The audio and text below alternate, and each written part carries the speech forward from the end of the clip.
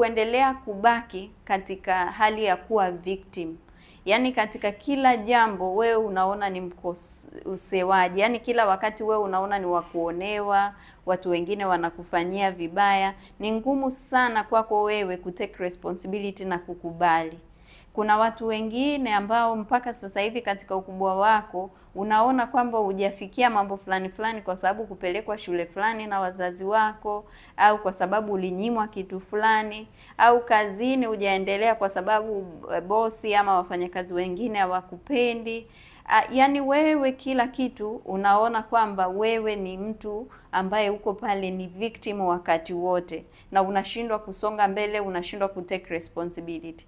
Hata wakati umekosea katika mahusiano, mara nyingi watu wa namna hii kwenye mahusiano ni watu ambao muda wote, hata pale yeye anapokosea, anaona wewe ndio umemsababisha akakukosea wewe. Kwa hiyo kama wewe uko na mambo kama haya ama dalili kama hii, pengine una chat with trauma.